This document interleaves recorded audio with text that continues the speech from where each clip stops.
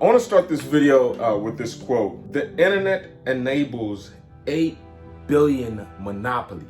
I just want you to think about that. The internet enables 8 billion monopolies. Now, if you would have told me when I was walking barefoot in Kenya, as a 10-year-old kid, that I would eventually have a business loan brokerage firm, constantly make 7 figures every year, I would have probably thought that you were lying. I thought you would, explaining a dream. So I thought about making this video and kind of talking about my story, how I got to where I am, to maybe empower you regardless of where you are in your path. So there's a few things that I've kind of jotted down. I moved here. If you don't know, you should know. I moved here when I was 13 years old. April 12th, 2001 to be exact, is when I entered this country. Originally from Kenya. I'm from a town called Nairobi. Kenya it's a great country. I always tell people it's the best country in the world, because I'm from there. And you have to be proud of where you're from. But definitely, there is a reason why my dad decided to move us all here. Clearly, there's a reason why most people move to the United States. That's why you see immigration. A lot of people come to this country for better opportunities. There's definitely way more better opportunities in America that I would have had if I was in Kenya. So that's one of the main reasons I moved here. I remember, just having this vision as far as what America was. I thought J-Lo, Jennifer Lopez was going to be my neighbor, and I thought Britney Spears. I couldn't wait to see her walking down the street. There's this vision that we have in America, and then eventually I moved to Springdale, Arkansas. Okay, Springdale, Arkansas in 2001 is a very small town. Very vividly, I remember getting out the plane, and we got out the plane, and this is back in the day where you had to actually get down the stairs on the plane, and I got hit in the face with a smell of cow shit. Okay, and if you're from Springdale, Arkansas, you know what I'm talking about. It was a country place. Okay, it definitely was not the vision of America that I had. Now, of course, I'm very disappointed, but honestly, I can't even use the word disappointed. I'm just very at awe. I didn't really expect this, of course. And then eventually, I'm from Africa. I thought that I've seen every animal ever there is in the world. And as I'm driving home, I remember my dad, I saw this animal, and I asked my dad, what the heck is this? And by the way, my mom used to work for Kenya Wildlife Service, okay? Kenya Wildlife Service is a company that, they manage all the different wildlife in Kenya. So I've pretty much seen every animal there is. There is no animal that I have never seen. But I see this thing, and I asked my dad, what is that? And my dad said, that's a llama. And I'm just thinking in my head, what the hell is a llama? You know what I'm saying? So that was my first impression of the United States. Now, of course, I'm a young 13-year-old boy. I started going to school, interacting with the cultures. At the time, I was literally the only black student in my whole school, okay? Now, growing back in Africa, if you're from Africa, you understand where I'm coming from. We don't grow up really knowing about racism. It's even the word nigga. It's kind of a cool word. We hear the word nigga in like hip hop music. So when somebody calls you a nigga, it's kind of a cool, endearing type of word. I remember going to school and I had some white kids call me nigger, and I thought it was cool. I didn't really look at it as a derogatory word, but that just kind of gives you an idea of where my mindset was, back then. But long story short, if we kind of push things forward, things became very stressful in this country. Eventually my mom and dad got divorced.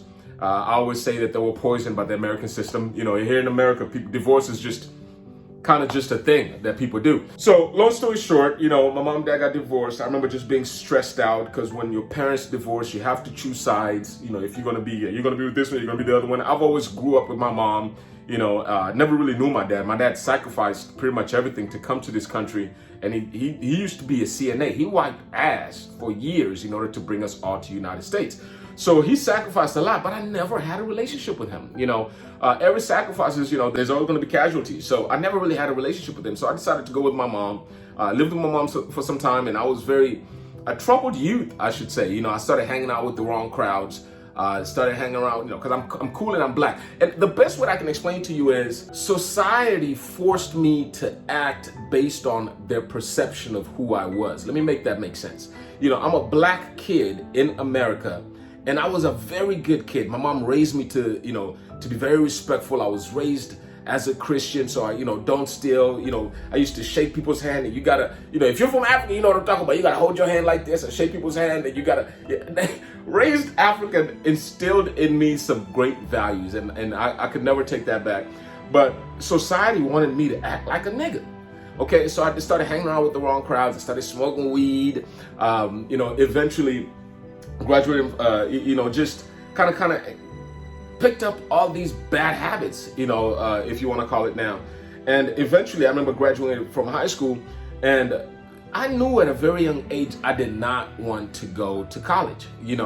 I actually started my first business at 16, and before that, I'm a natural born hustler. Okay, I used to sell CDs in high school. This is back then when we had LimeWire and Kazaa. Okay, probably, I don't know how old you are if you're watching this, but back then I used to download a lot of illegal music, pirated music, and I used to sell sell CDs in high school. And you would come to me with a list of all the music that you wanted, and within a day or two, I had a really fast return time. I'll come sell it to you, and I sold it for like $5, $6 if I could burn the image. Eventually, there became up a time where you can actually burn the image, the cover image of the CD on the actual CD. So $6 if you wanted the actual cover on the CD. So I was a hustler in high school. I remember selling fake prom tickets, okay? My first job was a computer assistant at 16 working at the Jones Center.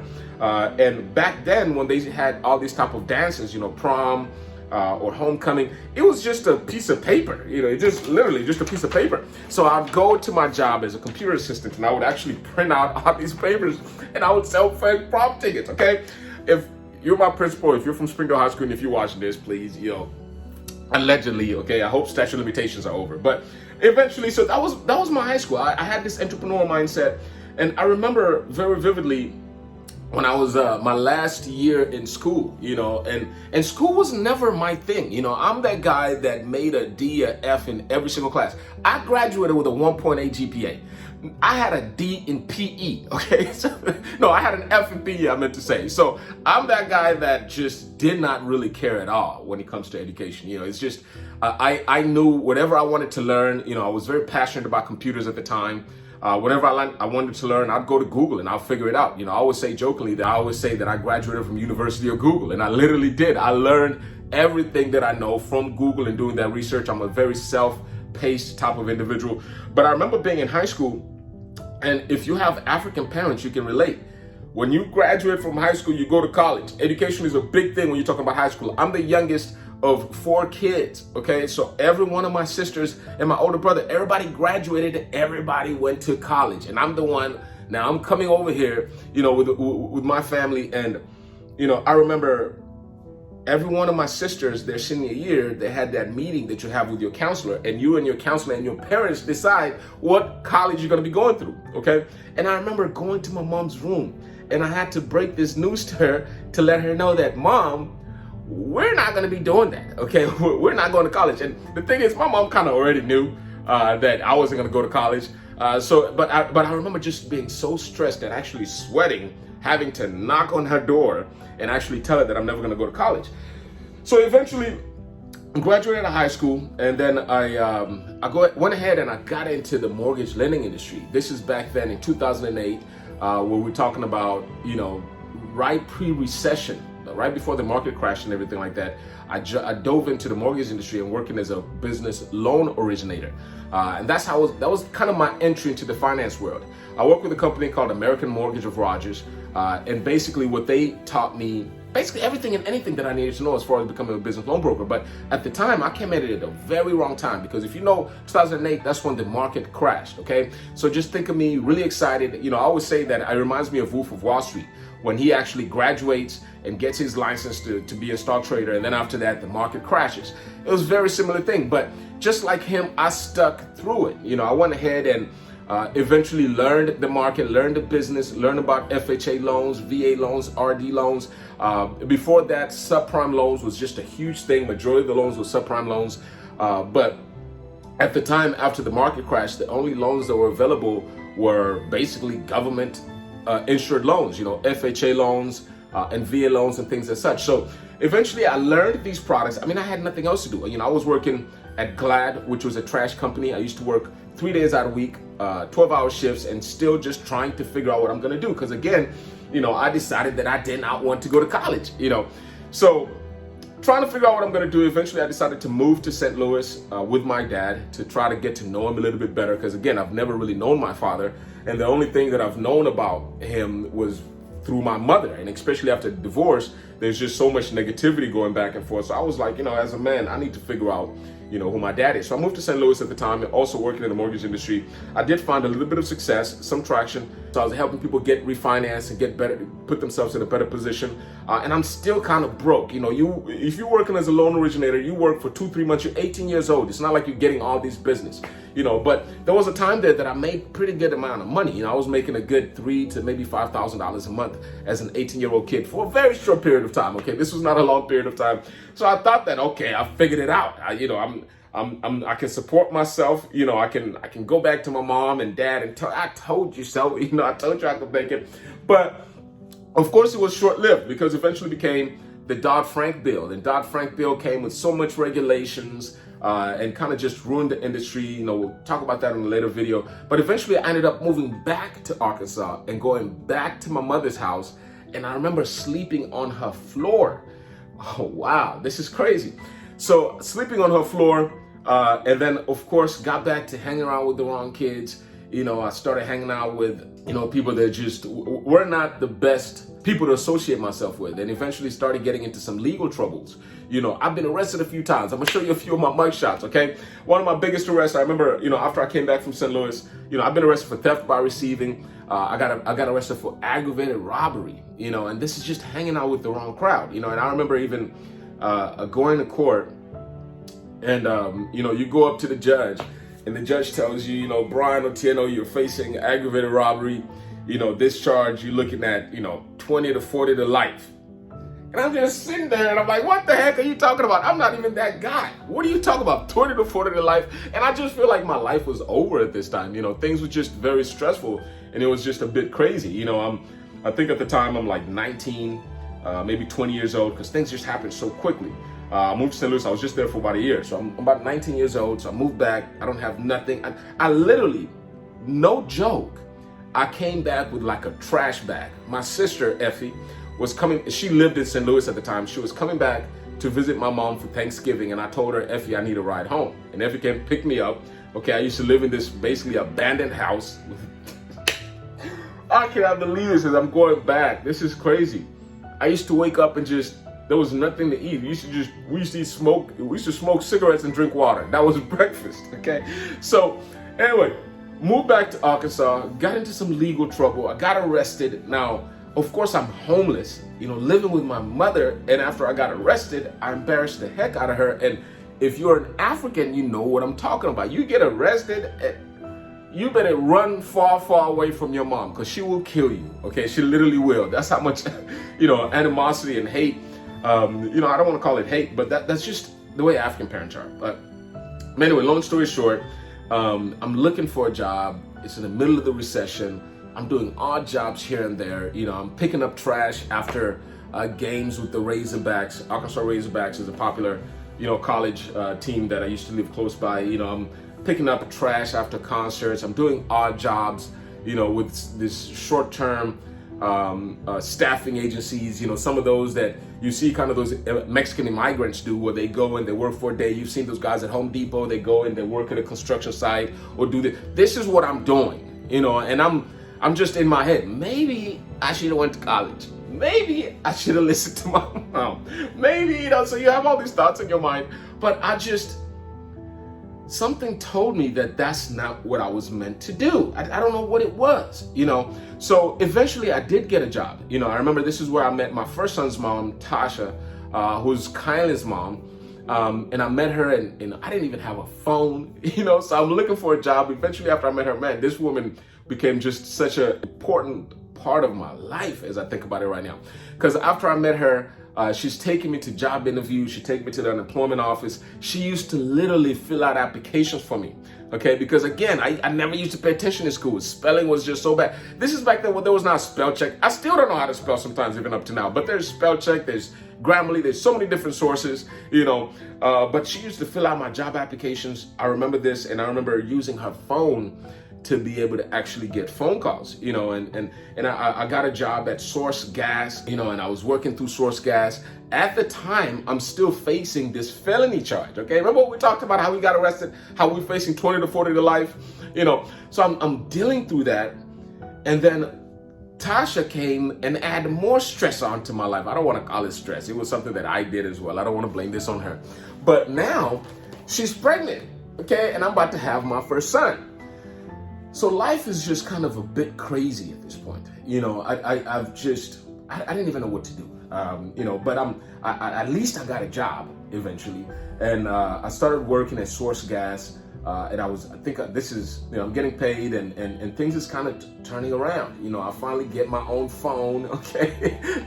You know, and things are looking good until I remember one day we go to court for, you know, the court case for the robbery charge that I had, aggravated robbery charge that I had. And it was kind of a bittersweet day. On that day, the case got dropped. Eventually, the district attorney figured out that, you know, I literally, you know, the case got dropped. And it was a bittersweet because I'm walking out the courtroom and getting on my phone, turning it back on to kind of check my voicemails and see who's been calling me and so forth and so on. And then I get a message from my employer at the time, Source Gas, telling me that, hey, you're fired. You don't have a job anymore. So I'm like, God dang, this is just... what the heck is going on with life? You know, I thought things were going in the right direction. And this is kind of just how life works sometimes. You know, sometimes you're faced with so much challenges, you know, and it's just, it's preparing you for a bigger thing. You know, I don't know, I don't want to be all corny and everything like that, but it's literally very true. You know, now I got fired. I don't have a job anymore. At least I don't have a felony charge to worry about, but I have a son, okay, that it's about to be born sometime soon. So back again, you know, I'm with Tasha and I'm just so stressed. I was the worst boyfriend in the world, okay? I was not just stressing myself, but stress is something that is very contagious. You ended up actually stressing anybody that's around you. You know, I'm still, you know, at this point in my life, I'm living with friends. Honestly, I'm just sleeping on people's couches. And I believe at this time I'm about 20, 21 years old. And eventually, I saw this ad on the newspaper or somewhere that I saw this ad that there was this company that they were looking, you know, they were hiring. And I did a little research on this company and they had this program that they could help business owners get financing. And one of their most popular product, you know, they could help business owners get $50,000 to $100,000 in unsecured capital. This program did not require any income verification. It did not require any time in business. The lines of credit did not report to the business, to the personal credit, only reported in business credit, help people build business credit. And it was a stated income product. And again, I'm just sitting there and I just got done with the mortgage industry. The crash just happened. Stated income was like these were very illegal words to use at the time, if I want to use that word right now, because again, the market crashed because of stated income loans. Okay. So now we have this company right after the crash, they're offering a stated income business line product for even startup companies. I was like, wow, this is crazy. But guess what? I have to find out more about this. Okay. So I went ahead and I tell you, when I dedicate myself to doing something, I really focus and go hard at it. So I focused and I committed myself to making sure that I got a job at that company. You know, and I used to call the hiring manager basically like every single day. You know, I used to email him like every single day. I need to work there. Whatever you guys need, I will work as an intern. I'll work for free. It doesn't really matter. I need a job at this company. So eventually they went ahead and just, you know, I was just bothering them every single day. So they offered me a job as a credit consultant. Now, I will tell you this right now.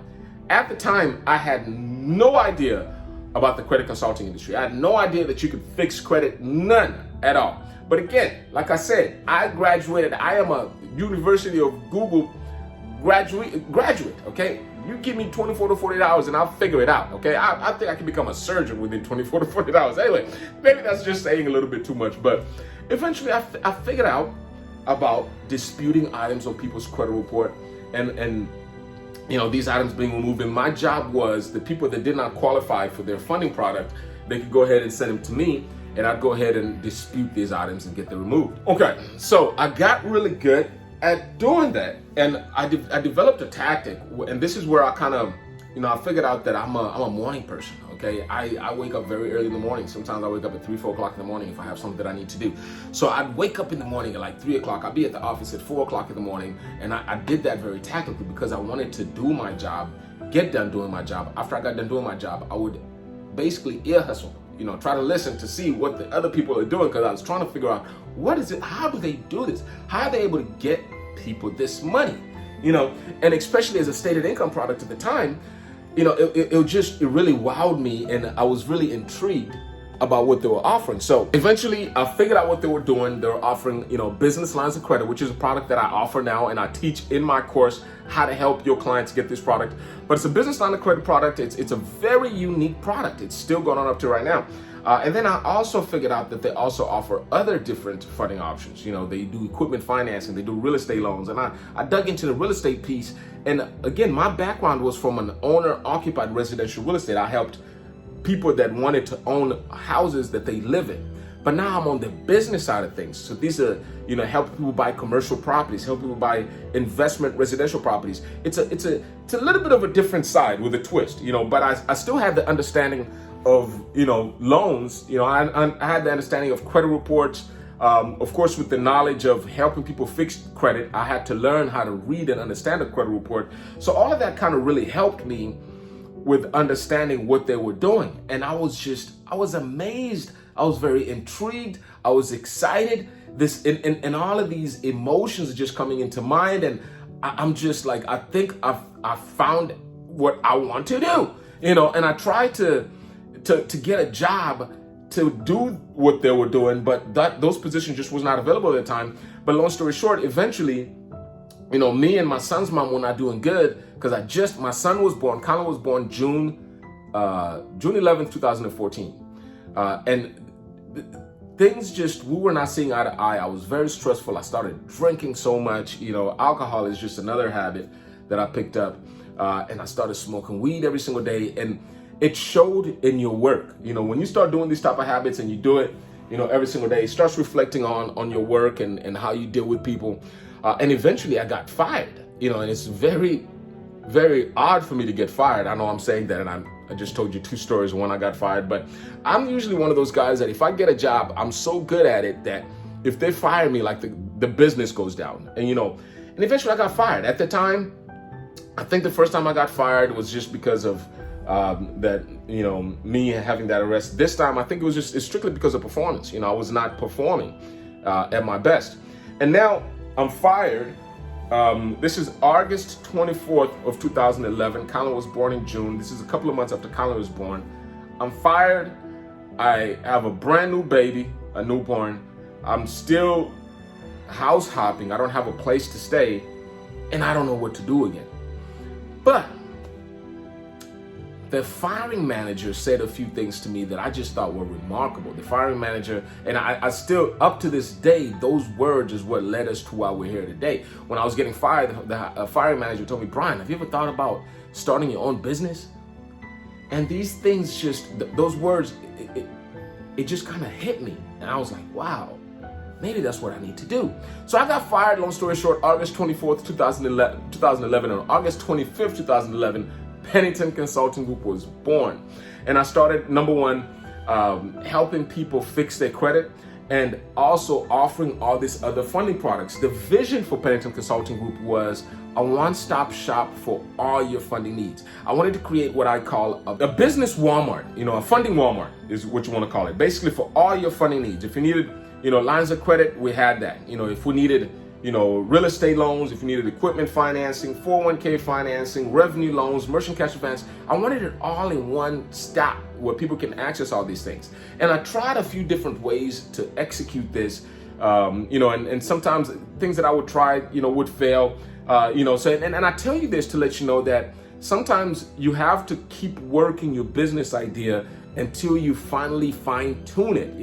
I remember trying to hire people within each department. Well, I'll have an unsecured business line processor, and I had an equipment financing processor, and then I had a real estate processor, because these things are separate products, different underwriting guidelines, and a different approach within each and every single one of them.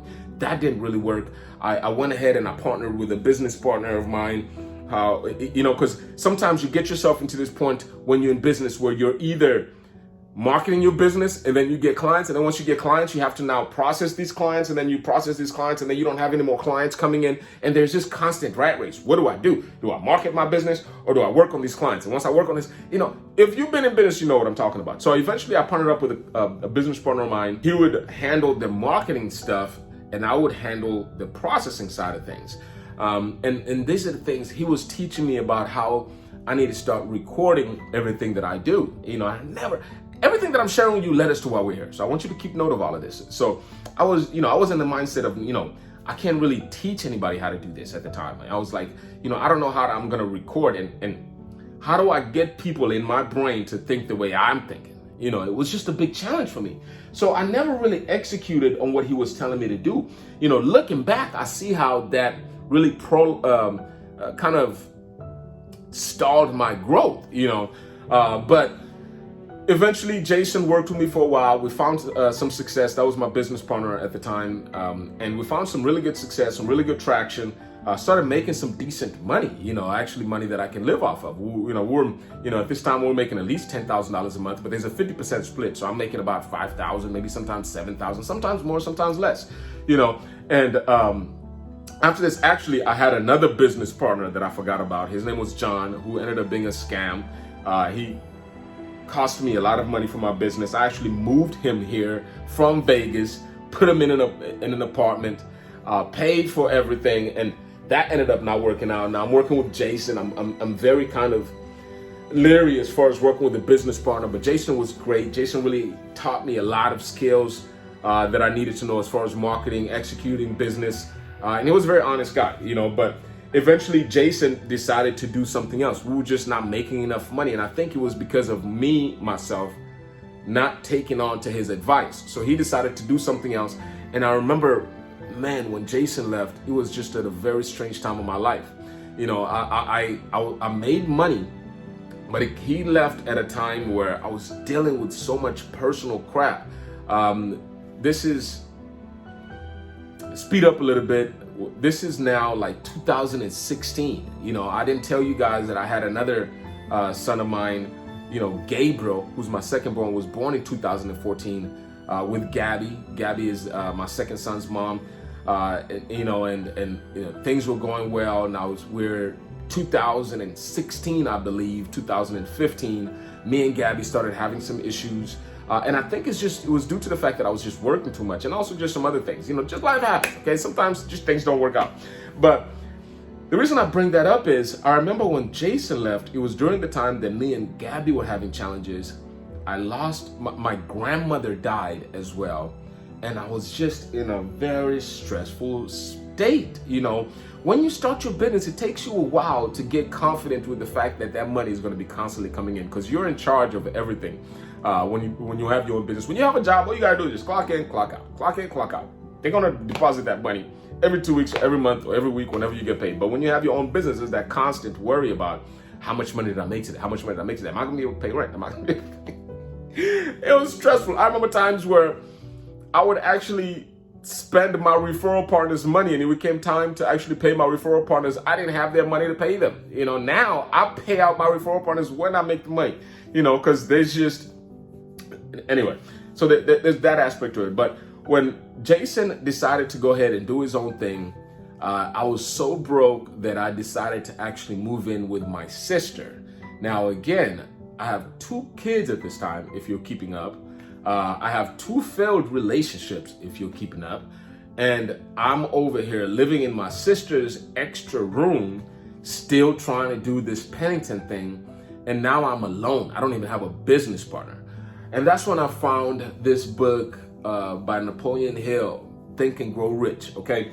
Books will save your life, especially if you're starting out and if you're an entrepreneur, you gotta start reading. I used to tell them I never read a book until I graduated high school. I mean, honestly, a lot of people say that, but I'm telling you, I have never written a book until I graduated high school and I started reading Think and Grow Rich. And even now, I mean, I don't even read books. I'm gonna be honest. Let me not lie.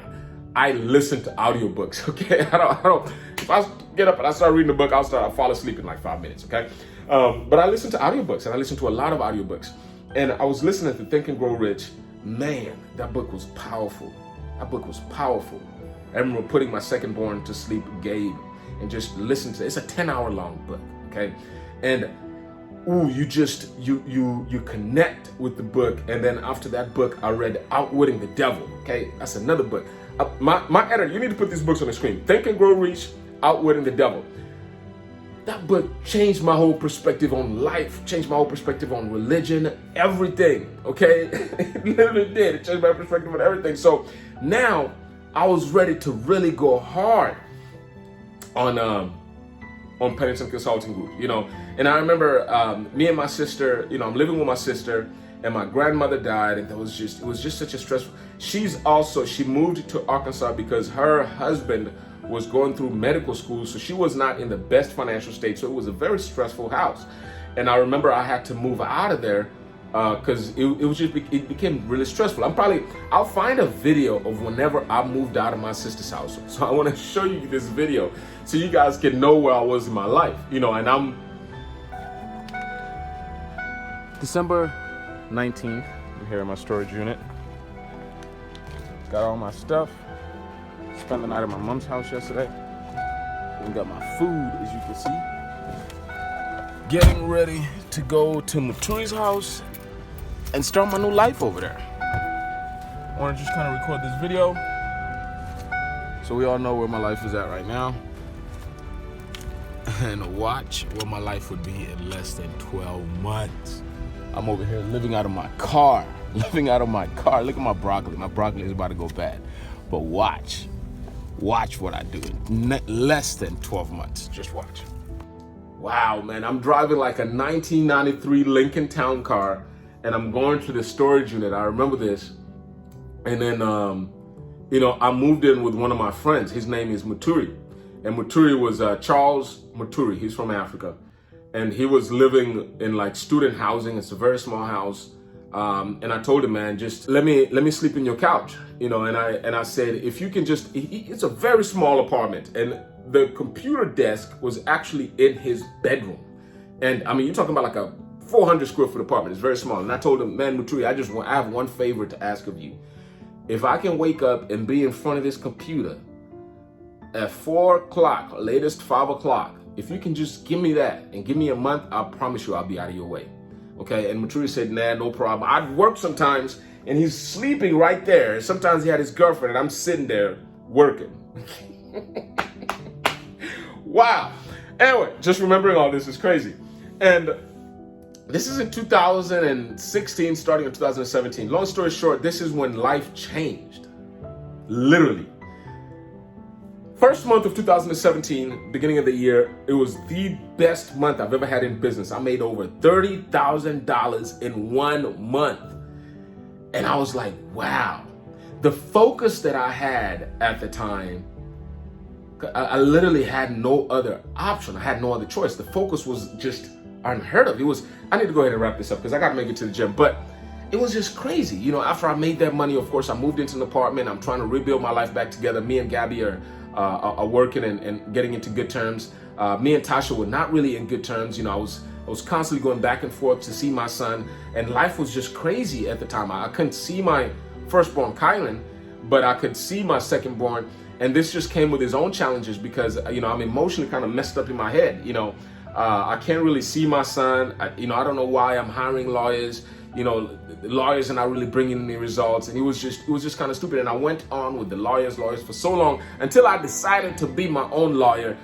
If you're watching this channel, you probably see some of my old videos with me representing myself. There's a popular video of how I paid Tasha's attorneys with some pennies. You can see that on this channel as well. But eventually, long story short, I was able to, you know, me and Gabby got back together again. I was able to go and challenge all the BS when it comes to my son's case. Now I can see my son, and me and Tasha, which is my first son's mom, we have an excellent relationship. And you know, I continued building Pennington Consulting Group, and it actually became a successful business loan agency where I would get recurring customers pretty much, you know, from 2016 on. Things were just amazing. You know, 2017, I should say, 2017. Because 2017, first month of 2017 is when I make, you know, my first real money. So things on from 2017 on, you know, and I remind you, I started this business in 2011 and I had a few wins but a few different losses. But 2017 on is when I finally got it together. Why am I sharing that with you?